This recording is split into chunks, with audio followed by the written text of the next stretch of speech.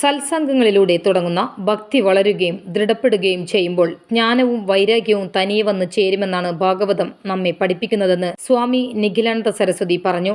ഈ നല്ല ചിന്തകൾ, ഈ നല്ല വാക്കുകൾ പറ്റി കുറിച്ച് ആലോചിക്കാം.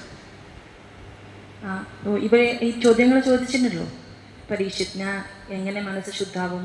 ഇപ്പോൾ പ്രണതിജി വായിച്ചത് ദിവസം കുറച്ചു നേരം പരമതത്വ സമീക്ഷാ സത്ര സമിതിയുടെ ആഭിമുഖ്യത്തിൽ പാർലിക്കാട് നൈമിഷാരണ്യത്തിലെ സഭാനികേതനിൽ വ്യാസപ്രസാദം പ്രതിമാസ സത്സംഗ പരമ്പരയുടെ 36-ാം സർഗത്തിൽ ജ്ഞാനവിരാഗ ഭക്തിസഹിതം നൈഷ്കർമ്മ്യത്തിലേക്ക് ഒരു ഭാഗവത യാത്ര എന്ന വിഷയത്തിൽ പ്രഭാഷണം നടത്തുകയായിരുന്നു സ്വാമി.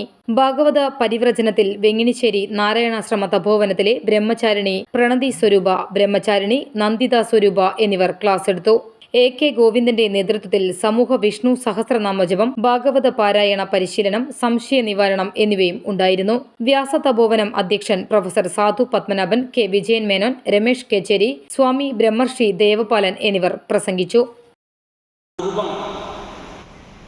ബ്രഹ്മണേ നാഭിപങ്കജേ സ്ഥിതായ ഭവഭീതായ ബ്രഹ്മാവിനായിട്ടാണ് ഈ ഭാഗവതം ഉപദേശിച്ചത്. എവിടെയാണ് ബ്രഹ്മാവ് ഉണ്ടായിരുന്നത്?